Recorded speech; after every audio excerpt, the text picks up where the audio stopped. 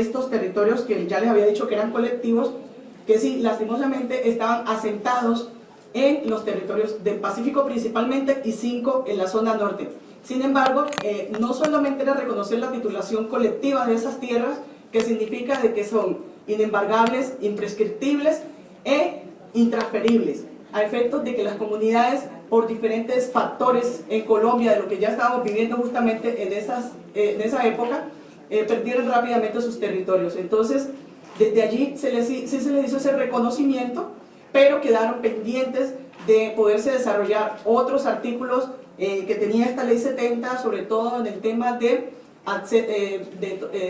la transformación de la tierra, en el tema de que hubiera también un desarrollo para las comunidades negras, y que no solamente las comunidades negras asentadas en estos consejos comunitarios, sino también las que están en las grandes ciudades, ya que después la misma Corte Constitucional extendió la aplicación en el sentido de que el desarrollo integral debía ser también a toda la población que de una u otra forma había mutado a otros departamentos o en el mismo.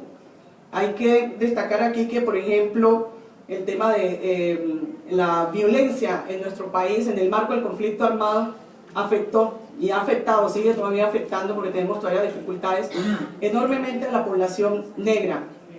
Ejemplos tan concretos como este, en el departamento del Chocó, donde yo soy, son 500.000 habitantes según la proyección del NADI, y según el registro único de víctimas. Nosotros ya tenemos una unidad de víctimas que fue establecida justamente también últimamente. Se establece de que hay más de 376.000 víctimas negras del departamento del Chocó, víctimas de desplazamiento forzoso. Entonces imagínense ustedes la proporción tan grande de la incidencia en población negra frente al conflicto armado en el país. Bueno, ¿qué podríamos decir allí también como positivo ya? Que la sentencia T025 de la Corte Constitucional, esta es una sentencia de 2004, declaró un estado de cosas inconstitucional tanto para las comunidades afro como para las comunidades indígenas que están viviendo estas particulares situaciones en el marco del conflicto armado, y lo que trabajó aquí fue la protección de los derechos fundamentales de la población, y en este caso de la afro. Desde allí se estableció en 2011 la ley de víctimas con la ley 1448, pero entonces ya se creó una ley específica que era para las comunidades afro, en donde esta ley de víctimas se traslada pues como a la 4634, donde allí se hace la protección de los derechos a esta población, se establece cómo debe ser su atención inmediata en el caso de la violencia que está embarcando su territorio, pero también cómo se le apoya en el tema de la reintegración o de volver a su territorio del cual fue despojado. También se establece una ley, la 1482 de 2011. 2011 es un año bastante importante también en nuestro país. En este año, esta ley es sobre la discriminación racial, no solamente a la población afro, sino población indígena o también LGTBI y grupo RUM que también tenemos en nuestro país, en donde las personas que son víctimas de racismo, víctimas de discriminación racial, se les protege, pero también se sanciona. Hoy por hoy, a pesar de que tuvo mucha crítica este tipo de ley, se podría decir que es algo positivo en el sentido de que ya se piensa dos veces antes de un restaurante decir aquí no entra un negro. Ya hay el tema de la sanción moral, que les da pena reconocer de que están ejerciendo discriminación. Bueno, este tipo de situaciones van empujando cada vez más a visibilizar la necesidad de aceptar a todos y todas por igual en un país como el nuestro, que es pluriétnico, multicultural, y que así fue declarado en la Constitución del 91.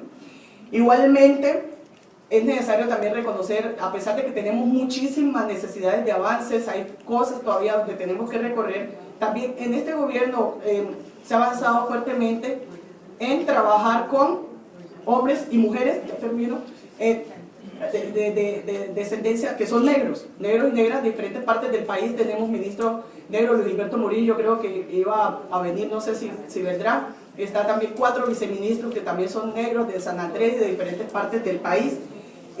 También se ha avanzado en estos momentos, por último, antes de terminar, que me parece muy importante decirlo, de que en el proceso de paz tuve también el honor de participar como delegada plenipotenciaria junto a otras compañeras. Hemos participado 3 mujeres pues como delegadas plenipotenciarias, la canciller, que ustedes la conocen, María Ángela Verdú, igualmente la que hoy es vicefiscal en Colombia, María Paulina Riveros, y yo. estuve un año de los 4, hemos tenido ese proceso de paz, un año que fue fase secreta y 3 años fase pública. Yo participé en 2014 y realmente desde allí se pudo empujar y crear la subcomisión de género para poder garantizar que el acuerdo final que acaba hace 3 días de firmarse pudiera tener enfoque de género. Creería que es una base significativa, pero también en este acuerdo final que acaba de salir, allí hay un capítulo étnico en donde los 5 puntos que se trataron, que son territorio. En eso del territorio, el territorio, el acceso a la tierra, a la titulación, en el capítulo que estuve se pudo trabajar de que las mujeres van a tener acceso a la tierra en esta nueva situación que se viene para el posconflicto pues, en nuestro país, en donde tendrá pues, un asiento de igualdad, de importancia. Pero también en el tema étnico es clave decirlo de que en los 5 puntos está acceso a la tierra, participación política, también decirles el tema de sustitución, o sea, terminación de cultivos ilícitos y sustitución de los mismos, pero también está en materia de víctimas y en materia de implementación y verificación una participación directa de la población negra y de la población indígena, en donde por medio de comisiones apoyarán no solamente la supervisión de la banda, sino también en la implementación en el territorio, y que se respetará sus derechos que ya fueron adquiridos en la Constitución del 91, como estaba antes indicando, y que también ahora en la oportunidad donde se va a hacer vamos a recibir otra vez en el territorio, ahí nos tenemos que preparar todos los colombianos y colombianas a recibir las personas que de una u otra forma estaban antes en el tema de la guerra, en la guerrilla, concretamente en la FARC. Esta reintegración del territorio podrá afectar o no a territorios indígenas y afrocolombianos. ¿Por qué? Porque muchos salieron también de allí. La idea es de que se participe directamente por las comunidades y también mediante el tema de la consulta se pueda organizar, aprobar y prepararse para recibir o no. O sea, no será una imposición, sino que será también una situación donde haya consulta. Entonces me parece clave decirlo igualmente, la participación política de los cupos nuevos que se van a ampliar. Otra de las indicaciones es de que tengan ellos la oportunidad de que si son territorios étnicos, en las listas necesariamente tengan también que haber personas, hombres y mujeres de esas comunidades, y que no sean personas impuestas que le lleguen a poner en los cupos. Entonces, hay muchas más explicaciones que tal vez ya en la parte de preguntas, si alguna tiene, porque ya se acabó el tiempo y muchísimas gracias, me lo robé. Pero algo final sí decirles de que en Colombia, sobre todo en las comunidades negras, indígenas, realmente el tema de la paz incidirá positivamente en su situación. Tenemos los mayores índices de población en marginalidad. El 85% de la población negra, concretamente, vive en situaciones de pobreza, y de ahí pobreza extrema muchos. Falta de servicios básicos, salud, atención en educación con realmente calidad, el tema de vías. Todo esto también ha sido un poco las dificultades que hemos tenido por el marco del conflicto armado, porque se ha dado en nuestros territorios. Si ese territorio empieza a entrar en paz y realmente jala a otros actores que también han tenido marcado el territorio, eso ayudará a que mejoren las condiciones de ese territorio. Entonces creemos que es una gran apuesta. Gracias.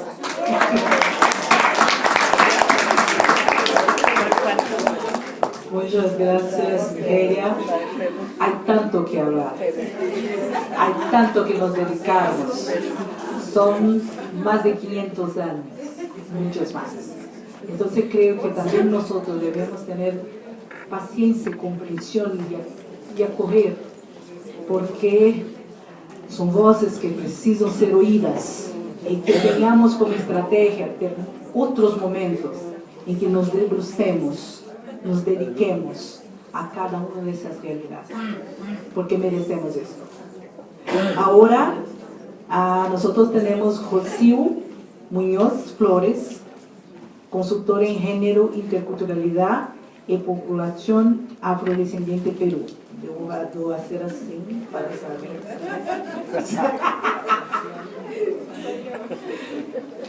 Muchas gracias por la invitación. Quiero agradecer profundamente a las organizadoras del evento, dar el saludo y la bienvenida a la vicepresidenta. Siempre es emotivo y emocionante estar en estos espacios para debatir y dialogar, y sobre todo volverse a encontrar con amigas, con amigos que uno quiere y que nos acompañamos en estas luchas. Y yo me reía con lo que le pasaba a Nigeria, porque por lo general en mi país, cuando hay eventos de grandes horas, me invitan de moderadora, porque tengo la fama de ser muy estricta con los tiempos. Entonces, ahora te toca estar del otro lado y vamos a ver cómo uno va optimizando los tiempos, ¿no? Y coincido plenamente qué necesidad de tener espacios para dialogar, ¿no? No tenemos lo suficientes y probablemente eso sea parte de la estrategia que tenemos que empezar a trabajar. Nada, yo voy a compartir algunas reflexiones muy puntuales a partir de la experiencia en mi país, en Perú, una experiencia que se acompaña de un tránsito en el activismo feminista, en mi feminismo negro, pero al mismo tiempo también un espacio durante algunos años en el Estado que me han permitido también tener digamos, este input y complejiza un poco más mi lectura respecto a por dónde están las posibilidades o las rutas posibles para trabajar respecto a información, visibilidad estadística y política pública. Creo que durante el día ha quedado más que claro que las experiencias que compartimos en nuestros países son muy similares, ¿no? Y creo que ha quedado más que claro que además de la pobreza, la discriminación como problema estructural, hay dos temas trascendentes que tienen que ver con la escasa información estadística, producto de una invisibilidad terrible que no ha sido atendida ni oportuna ni adecuadamente por los estados. Y también creo que ha quedado demostrado la ausencia de política pública específica que atienda de manera específica a las mujeres y por supuesto políticas que generen un impacto en nuestros cuerpos y en nuestras vidas. Y cuando hablo de un impacto me estoy refiriendo a un impacto positivo. Creo que una de las conclusiones o las reflexiones con las que yo me quedo es esta necesidad de entender que la política pública no es neutra y que la política pública necesita ser direccionada y para eso comprender el proceso de la gestión de la política pública es fundamental. Muchas veces cuando hemos intervenido en espacios estatales nos damos cuenta de que hay mucho de la elaboración discursiva de enfoques que son trascendentes en la gestión de la política pública. Ya quiero referirme al enfoque de género, al enfoque intercultural, al enfoque de derechos, al enfoque étnico-racial, y muchas veces se convierten en elementos discursivos que manejamos muy bien. Pero al momento de transversalizar en la gestión pública y hacer que la gestión tenga un impacto a partir de enfoques claros, con procedimientos efectivos, técnicos y concretos, creo que ahí deviene una tensión muy compleja. Probablemente uno de los esfuerzos más grandes que yo reconozco en mi país es intentar avanzar en la transversalización del enfoque intercultural. Pero también reconozco que estamos en un momento inicial. Ha sido recién en el último trimestre del año pasado donde se aprueba en el Perú la Política Nacional para la Transversalización del Enfoque Intercultural. Que entre sus 4 capítulos yo destaco 2 importantes. Uno que tiene que ver con la institucionalidad de la gestión pública, es decir, no solamente diseña política pública, sino analiza tu institucionalidad y adecúala para que la implementación de una política tenga un impacto efectivo. Y por otro lado, incorpora un capítulo referido a la lucha frontal contra la discriminación y el racismo y un capítulo para la atención de pueblos indígenas y población afrodescendiente. Y eso sin duda demarca un contexto distinto.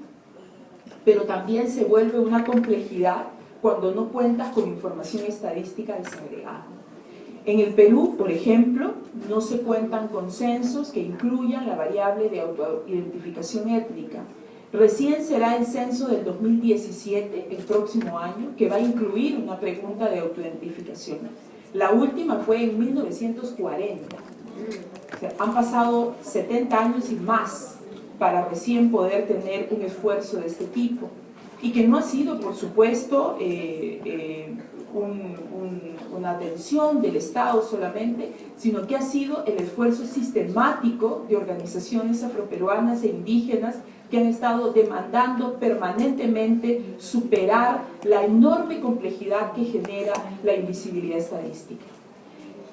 Probablemente aquí se ha dicho en la mañana, cuando algo no se nombra no existe. Y nadie legisla para lo que no conoce. Y nadie genera acciones para lo que no entiende.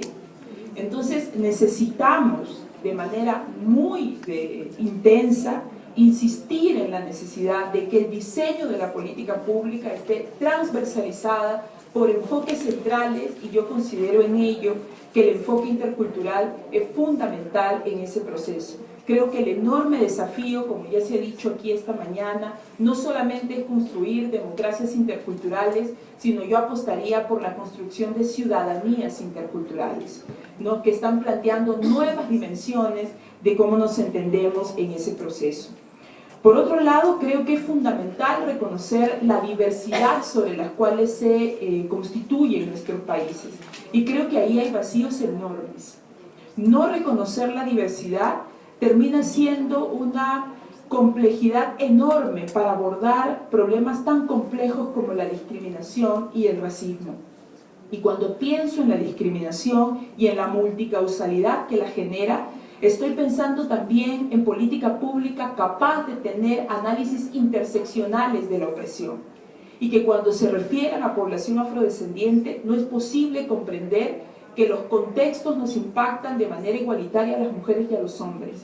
Que a nosotras no nos basta lo étnico-racial para el análisis y la generación de la política pública, sino necesitamos que ésta se vea interseccionada con el análisis de género, con el análisis de clase y otras categorías que complejizan nuestra situación de opresión y de desigualdad. En ese sentido, sí creo que existe una profunda necesidad de trabajar a varios niveles, y yo creo que aquí hay una necesidad muy sentida que tiene que ver con los procesos de organización desde la sociedad civil. Yo coincido en que no bastan los temas de construir agendas. Las agendas se sostienen en la condición de actores políticas capaces de negociar agendas, pero de negociar agendas concertadas con las otras poblaciones que también viven situaciones de exclusión. Y yo creo que tenemos una responsabilidad enorme, de construir estrategias efectivas de formación y de capacitación que nos permitan hacer relaciones horizontales y de incidencia política clara en el Estado. Creo que hemos hecho enormes avances para incidir en el Estado, pero que todavía nos faltan consolidar construcciones mucho más potentes que nos permitan avanzar en ese proceso. Creo que cambiar las estructuras de opresión, cambiar la lógica en la cual los estados han venido operando en el diseño de política pública, demanda permear también en el sistema, demanda fortalecer las acciones de sociedad civil y demanda además de actoras políticas, de actoras mujeres negras políticas, capaces de establecer criterios de negociación efectivos y de impacto. Yo quiero terminar con una frase de Audre Lorde, cuando ella menciona: las herramientas del amo jamás desmontarán la casa del amo. Y creo que eso nos lleva a reflexiones muy profundas de cómo nos estamos pensando como mujeres negras y cómo nos estamos pensando en esta relación con el Estado, que sin duda es compleja y que seguirá siendo compleja, pero que puede ser más liviana con las acciones más estratégicas, más efectivas y más de impacto. Muchas gracias.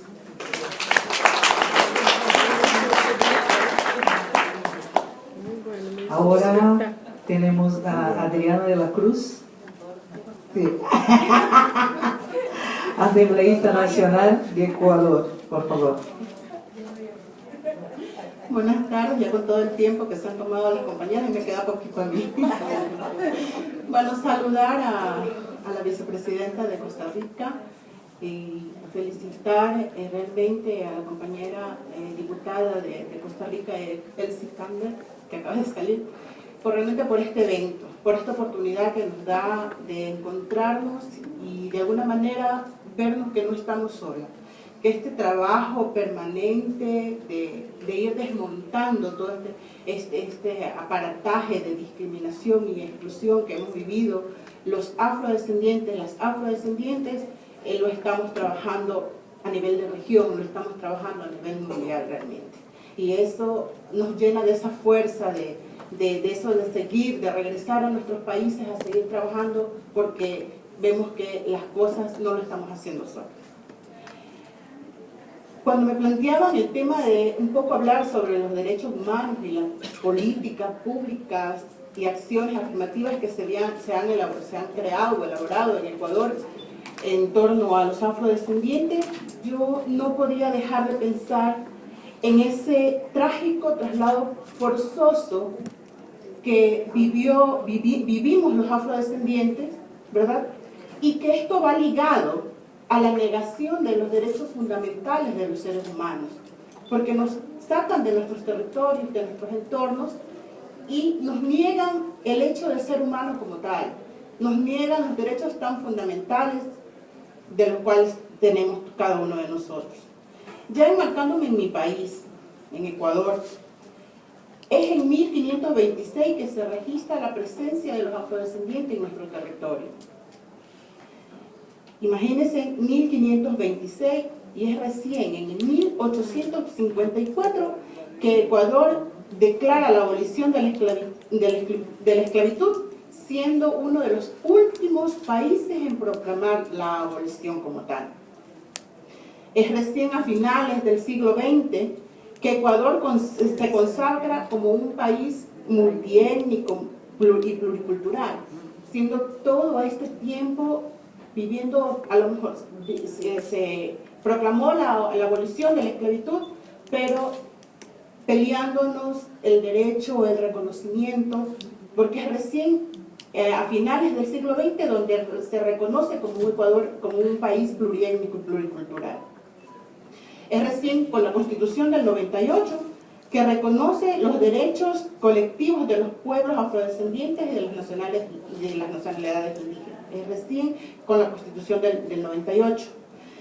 Se refuerza un poco esto con la Constitución del 2008, donde amplía no solo a los pueblos afrodescendientes e indígenas, sino que también incorpora a los montubios.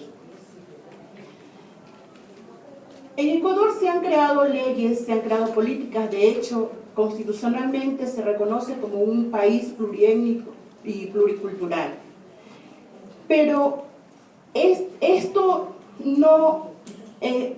pero en el marco constitucional y jurídico que tenemos no desmonta la discriminación estructural que está impermeabilizada dentro del país como tal y en la institución, producto de siglos de acomodamiento y perjuicios institucionalizados en el poder y en el imaginario, y muchas veces en el imaginario de las personas y muchas veces de nosotros mismos, que creemos que así son las cosas y aceptamos muchas veces como tal esto.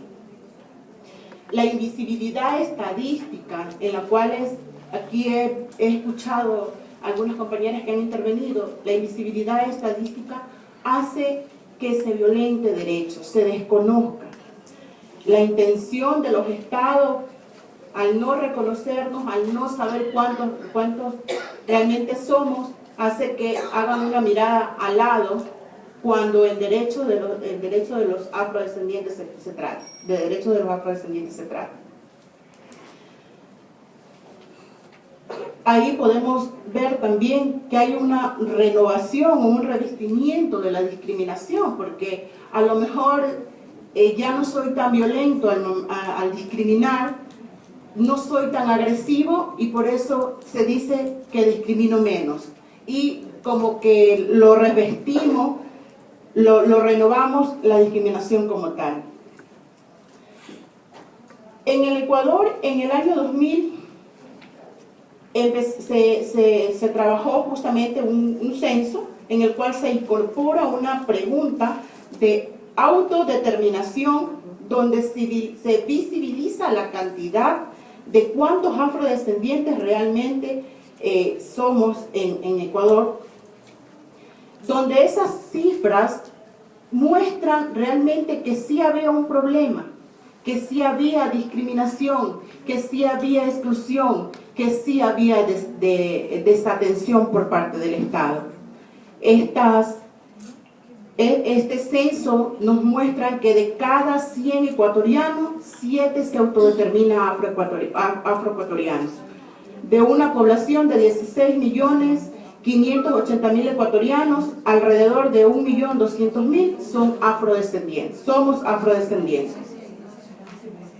Asimismo, en el 2004 un poco también viendo los niveles de discriminación con los cuales vivimos al interior, por más leyes, por más políticas públicas que se hayan creado, se hizo un estudio nacional de percepción del racismo, donde los ecuatorianos se reconocen el 65% que son racistas.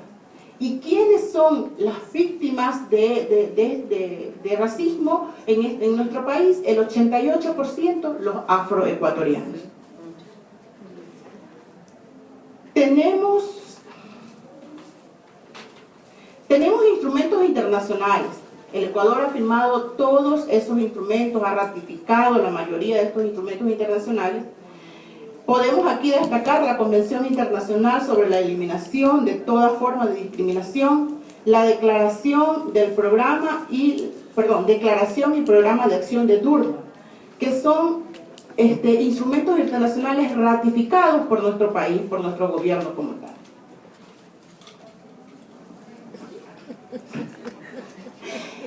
Solo por destacar algunas de las políticas públicas que se han hecho alrededor de ir dándonos la oportunidad como pueblos y nacionalidades, se ha creado la ley de los consejos de igualdad, donde se crea un consejo que es de pueblos y nacionalidades.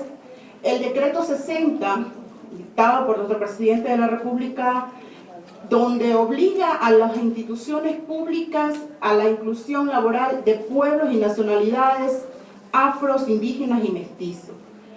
El año pasado el gobierno firmó el decreto del decenio, ¿verdad? Y que derivó también en un decreto del Ministerio de Educación, donde se obliga adentro de los pensus la educación, la etnoeducación sobre el pueblo afrodescendiente.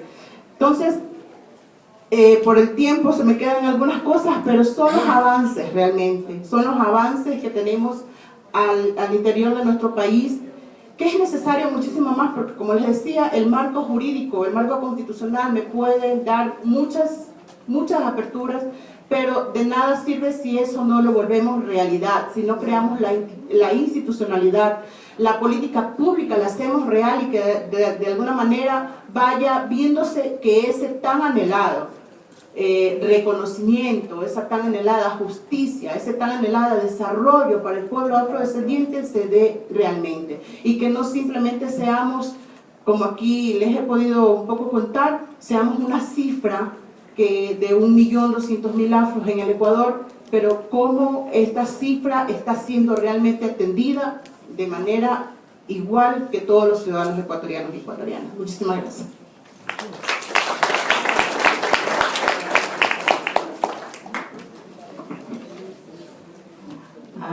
Vamos ahora a abrir para tres intervenciones y proponemos que sean propuestas concretas con relación a lo que está haciendo tanto la realidad de la persona como con el tema que estamos dialogando sobre. Entonces tenemos ella, demás dos personas, quien quiere. ¿Usted levantó la mano? No. No ella. Vamos. Buenas tardes. Voy a tratar de ser breve, pero no es muy fácil. Tú vas a lograr, creemos. Okay, espero también. Mira, se trata de lo siguiente. Yo quiero traer a colación aquí, estamos en una mesa y felicito antes que nada a todas las participantes, que fue una mesa muy brillante en transmitir lo que significa en Centroamérica, sobre todo donde estamos, pero que es realidad a nivel americano, lo que es los derechos humanos. Y voy a hablar de una cuestión que vivimos en Guatemala en este momento. Guatemala tiene hoy en día de aproximadamente 16 millones de un censo que el último fue en el 2002, donde arrojó una media de 5.000 personas que identificado como personas garífunas. Y que eso estaría importante entender un poco la diferencia que sería garífuna en Guatemala, igual en Honduras, que es parecido, y que sería afrodescendiente. Bueno, los garífunas en Guatemala son identificados como pueblos indígenas, pero también por su herencia también es afrodescendiente. Pero Guatemala también tiene una historia de población afrodescendiente de la que está oculta. Y en ese sentido, Guatemala, como Nicaragua, Costa Rica, El Salvador y Honduras, fueron parte de la Acta de Independencia que se celebró en el año 21 del siglo XIX, en donde el artículo 4 habla de que no se debe olvidar de la población afrodescendiente. Es decir, en aquel entonces ya se hablaba de la visibilización de la población afrodescendiente, pero en el caso concreto de Guatemala, nosotros, la población no tiene asidero legal, y ese es el gran desafío que tiene Guatemala hoy en día. Cómo identificar las poblaciones extragarífuna, afrodescendiente, donde hay 3 generaciones. Una de la época colonial, que podemos llamar afromestiza, otra de la época de la evolución, digamos así, del ferrocarril en Centroamérica, que viene poblaciones de origen jamaiquina del Caribe y otros países del Caribe, y también, por supuesto, la población garífuna. Así que ese desafío que me motivó a hablar, yo creo que es importante que vayamos entendiendo de cómo está el contexto en Centroamérica y concretamente en el caso de Guatemala, donde posiblemente vamos a tener un censo en el año siguiente, pero llevamos 15 años de no saber qué población, es decir, no tenemos estadística, no sabemos a qué trabajar. Sin embargo, existe una perspectiva de identificación de afrodescendencia. ¿Qué símbolo, qué asidero legal podemos construir aquí para la identificación de afrodescendencia fuera garífuna? Es una contribución. Gracias. Muchas gracias. Es muy importante. Estamos mirando todos nuestros retos y desafíos concretos y que tengamos eso en nuestra agenda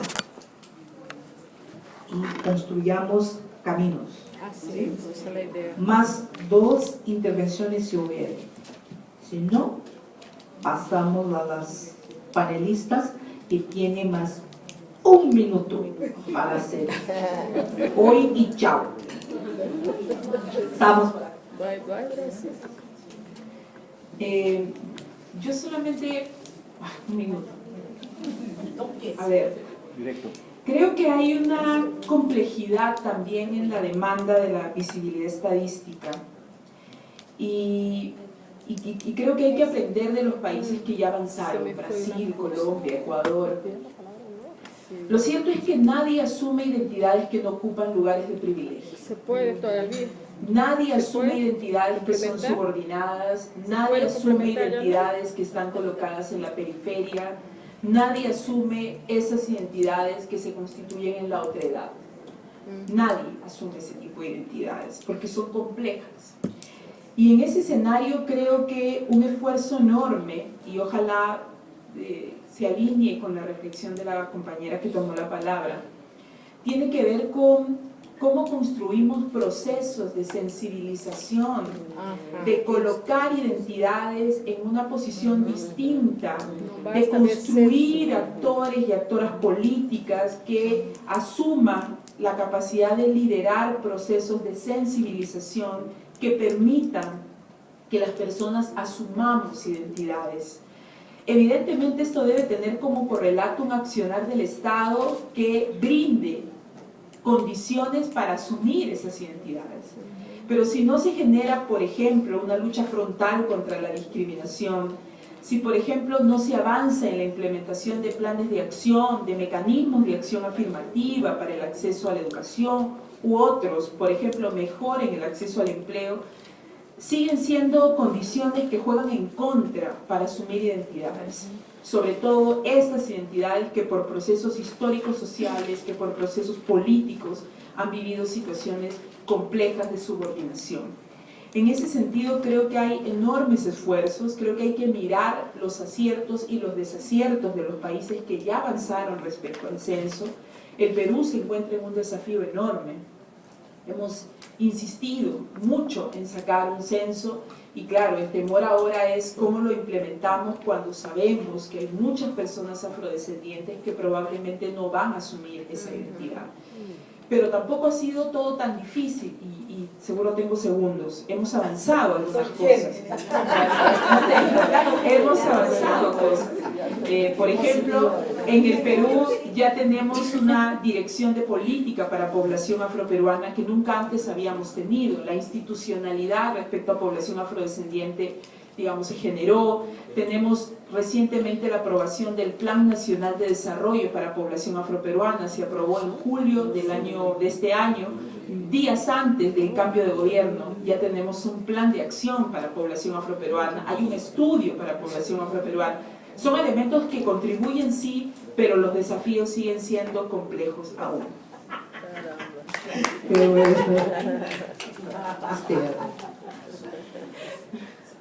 Bueno, con tu tiempo me coges el mío, ¿no? Sí, no, solo de decirle lo que la compañera acaba de mencionar. Es difícil, o es lo que vemos incluso de nuestros mismos jóvenes, ¿no? Por esa carga tan grande de discriminación que hemos vivido, que viven realmente una discriminación solapada, a veces el reconocerse, porque yo estoy segura que en Ecuador no somos solo 1.200.000, somos muchísimos más, pero hace la carga de discriminación que hemos vivido, nos hace mestizarnos, nos hace blanquearnos muchas veces y desconocer nuestras raíces, de dónde somos, y valorar nuestro pasado realmente. Pasa por un tema de ir trabajando también nosotros con los jóvenes, de ir haciendo que nuestra cultura realmente se reivindique como tal. Los jóvenes, y no solamente los jóvenes afrodescendientes, sino todos deben valorar y conocer y respetar. No tolerar, porque muchas veces se torna en un tolerar, sino el respetar nuestra cultura, nuestra etnia como tal. Ya, no queremos aquí que nos regalen espacios. Los espacios nos los estamos ganando día a día. El Ecuador, en este momento, en esta Asamblea Nacional, la representación del pueblo afro está prácticamente representada, su 7.2% en esa asamblea. Le decían antes a algún compañero, hemos perdido en este momento 2 curules porque una compañera se fue de gobernadora y quien asumió ya no es afrodescendiente, perdimos una curul. Pero estamos trabajando hacia eso. Tenemos en uno del quinto poder del Estado, que es el Consejo de Participación Ciudadana, su presidente y representante es una mujer afrodescendiente. O sea, tenemos los espacios, como le decía, podemos tener todo el marco constitucional, el marco jurídico, pero es también de ponernos a trabajar nosotros, de mantener y seguir avanzando en lo que hemos logrado, eso, seguirlo fortaleciendo. Muchísimas gracias. Ahora,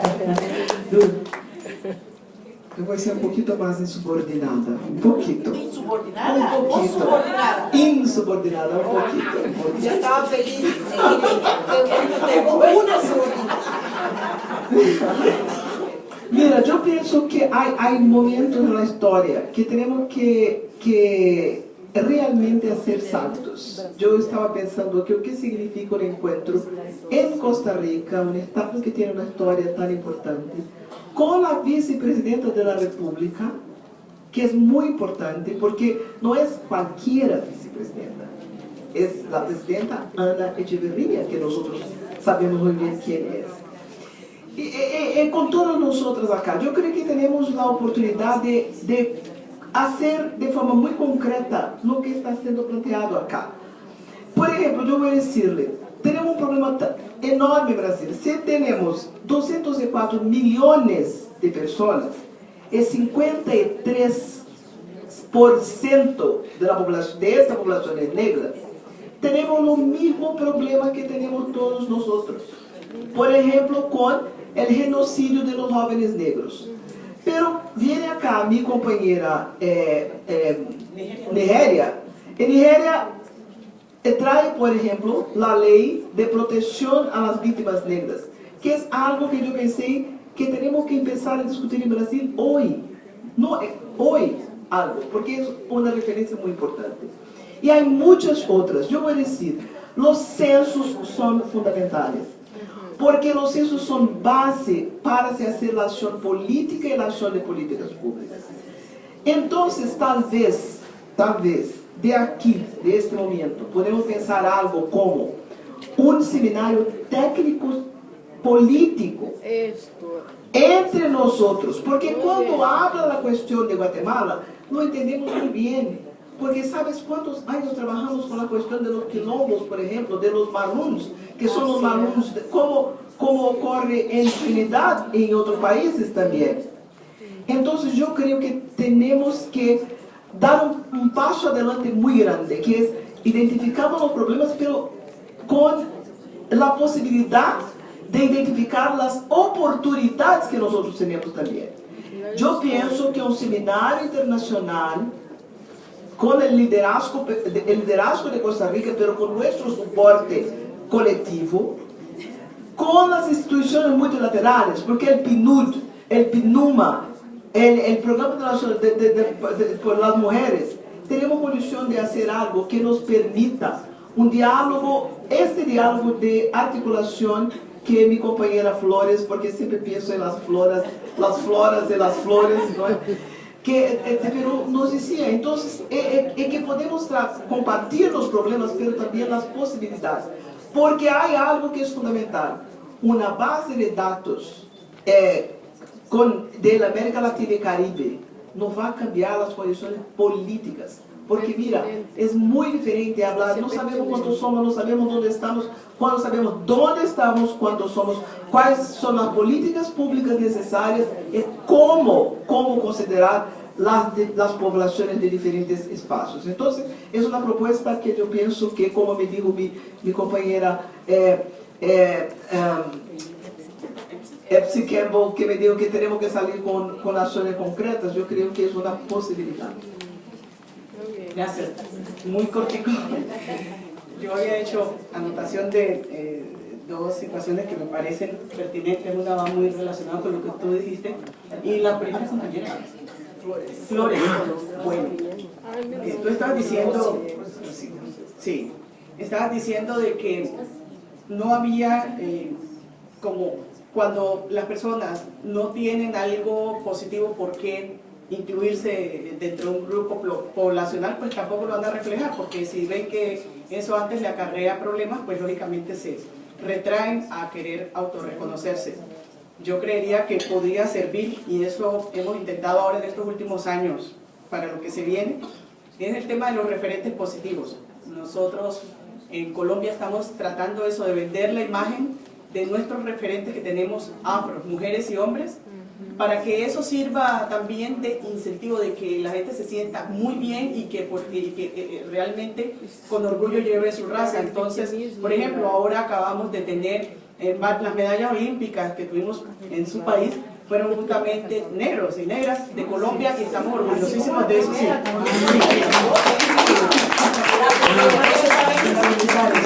A nivel internacional, a nivel colombiano, y eso es un referente muy positivo.